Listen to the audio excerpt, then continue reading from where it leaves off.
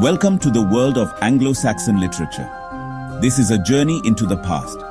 We will explore the earliest writings in the English language. These stories and poems come from a distant time. The Anglo-Saxon period lasted many centuries.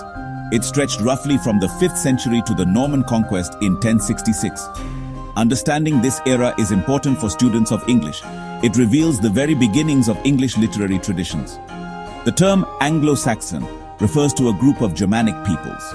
These were the Angles, the Saxons, and the Jutes. They migrated to Britain from mainland Europe. Their arrival marked a new chapter in the island's history. They brought their own languages and customs. Over time, their dialects merged to form Old English. This Old English is the ancestor of the language we speak today. Studying their literature connects us directly to these linguistic roots. Why should we study these ancient texts? They offer more than just old words. They provide a window into a fascinating culture. We learn about their beliefs, their fears, and their heroes. Prepare to discover a rich and powerful literary heritage. The story of Anglo-Saxon England begins with great change. Roman rule in Britain ended in the early 5th century. This left a power vacuum on the island. Soon, new peoples began to arrive from across the North Sea. These were the Angles, Saxons, and Jutes. They came from areas of modern-day Germany and Denmark. They settled in different parts of Britain. They established several distinct kingdoms, often warring with each other. Society in Anglo-Saxon England was structured around loyalty. It was a warrior culture. Lords or kings gathered loyal followers called thanes. These warriors pledged to fight for their lord. In return, the lord provided protection, food, and treasure. The mead hall was the heart of this society. Here, warriors feasted, drank mead, and listened to stories. Kinship, the bond between family members, was also very important. An injury to one kinsman was an injury to all. A significant transformation during this period was religious. The early Anglo-Saxons were pagan. They worshipped many gods and goddesses, nature spirits and fate, or played large roles in their beliefs. However, from the late 6th century onwards, Christianity began to spread. Missionaries arrived from Rome and Ireland. Gradually, the Anglo-Saxon kingdoms converted to the new faith. The literature of the Anglo-Saxons was written in Old English. This language is very different from modern English. It looks and sounds unfamiliar to us now. Old English has strong Germanic roots. It shares features with other Old Germanic languages. Learning a little about Old English helps us appreciate the poetry. It allows us to hear the rhythms and sounds as they might have been. Many original manuscripts still survive, carefully preserved. Much of Anglo-Saxon literature began in an oral tradition. Stories and poems were composed and performed aloud. They were not always immediately written down. The, or poet, was a vital figure in society. Scops were storytellers, historians, and entertainers. They would recite long poems in the mead halls. They remembered vast amounts of material. Their performances kept the culture's myths and legends alive. This oral heritage shaped the style of the written texts. Anglo-Saxon poetry has distinct features. It does not typically use rhyme as modern poetry often does. Instead, it relies heavily on alliteration. This is the repetition of initial consonant sounds in words close together. Another feature is the caesura, a pause or break in the middle of a line of poetry. Poets also used kennings, compound metaphorical expressions like whale rode for the sea. Heroic poetry celebrated brave warriors and their deeds, with as the prime example is the greatest surviving epic poem in Old English. It is a cornerstone of Anglo-Saxon literature. The poem tells the story of a great hero named Beowulf. He comes from Geatland, in what is now southern Sweden. The poem is set in Scandinavia, not England. It was likely composed sometime between the 8th and 11th centuries. The single surviving manuscript dates to around the year 1000. Its tale of courage and monsters has captivated readers for generations. The poem can be divided into 3 main parts. In the first part, Beowulf hears of trouble in Denmark.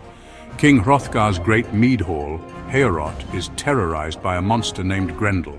Beowulf sails to Denmark with a band of brave Geats and offers his help to King Hrothgar. Beowulf, relying on his immense strength, fights Grendel barehanded and fatally wounds the monster. The second part describes another terrifying threat. Grendel's mother, seeking revenge for her son's death, attacks Heorot. Beowulf pursues her to her lair, a dark, murky mere filled with other monsters. The battle is fierce and desperate, But Beowulf eventually finds an ancient giant's sword and kills Grendel's mother. He returns to Heorot in triumph. The final part of the poem takes place many years later. Beowulf has returned to Geatland and ruled wisely as king for 50 years. Now, an old man, he faces his last challenge, a dragon angered by the theft of a cup from its hoard. Beowulf resolves to fight the dragon alone and succeeds in killing the beast, but he is mortally wounded in the conflict. The poem ends with his funeral pyre and his people mourn their heroic king. Holds immense significance as a precious link to the Anglo-Saxon past. It preserves their heroic ideals and cultural values. Section 5. Themes and echoes in Beowulf, Courage, Fate and Monsters. Heroism and courage are central themes in Beowulf. Beowulf embodies the ideal warrior. He is incredibly strong, brave and loyal. He seeks glory and a lasting reputation. This desire for fame was highly valued in Anglo-Saxon society. A warrior's deeds were meant to live on after his death. Beowulf's actions are driven by his duty to help others. He also seeks to prove his own worth through brave acts. The concept of fate, or weird, is woven throughout the poem. Characters often speak of fate as an unchangeable force. Yet, they do not simply resign themselves to it. They act decisively and courageously, even when facing great danger. Beowulf himself acknowledges fate. He says, "Fate often saves an undoomed warrior when his courage is good." This suggests a balance between destiny and individual action. The poem explores this tension between predetermination and human agency. The monsters in Beowulf are powerful symbols. Grendel represents evil, envy, and the outsider. He is a descendant of Cain, the first murderer in the Bible. Grendel's mother embodies a more primal, vengeful horror. The dragon, in the final part, often symbolizes greed and destruction. These creatures are not just physical threats, they represent the forces of chaos and darkness. Beowulf's battles are thus struggles of good against evil.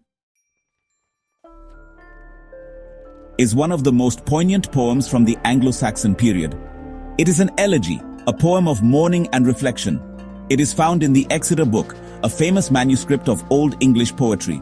The poem captures a deep sense of loss and desolation. It speaks of the hardships of life and the fleeting nature of happiness. The speaker's voice is filled with sorrow. He reflects on a past that is gone forever. This poem gives us insight into personal grief. The poem features a solitary speaker, the earth stepper or wanderer. He is an old warrior who has lost everything. His lord and kinsmen are dead. His mead hall, once a place of joy, is now a ruin. He is exiled, forced to roam the earth alone. He searches for a new lord, a new purpose, but finds none. The imagery of winter and desolate landscapes reflects his inner state. He feels the biting cold of loneliness and despair. His memories are both a comfort and a source of pain. The poem concludes with a Christian message of hope, suggesting that true security and comfort can only be found with God in heaven. The Venerable Bede was a remarkable figure in Anglo-Saxon England. He lived from around 673 to 735 AD. He was a monk, scholar, historian, and theologian. He spent most of his life at the monastery of Wearmouth Jarrow in Northumbria. This was a great center of learning in its time. Professor Bede was one of the most learned men in Europe. His writings covered a vast range of subjects. He is often called the father of English history. Bede's most famous work is This translates to, he completed it in 731 AD. The book tells the story of the conversion of the Anglo-Saxons to Christianity. It also describes the growth of the church in England. Bede wanted to show how God had guided the English people. His history is a vital source of information about this period.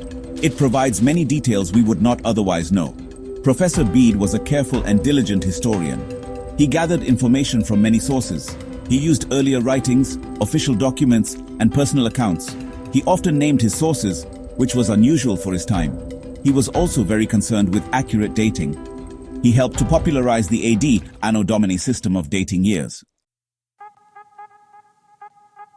The legacy of Anglo-Saxon literature is surprisingly strong. It continues to shape our world in many ways. Firstly, Old English is the direct ancestor of modern English. Many of the most common words we use every day come from Old English. Words like king, house, wife, strong, and water have Anglo-Saxon roots. The basic structure of our grammar also has its origins in this early period. Studying Old English helps us understand our own language better. The themes explored in Anglo-Saxon literature still resonate. The idea of the hero fighting against overwhelming odds is timeless. Think of Beowulf's courage. Loyalty, betrayal, and the search for meaning are still central to human experience. The sorrow of exile and loss, as seen in, touches us deeply. The struggle between good and evil remains a powerful narrative. These ancient stories explored fundamental aspects of what it means to be human.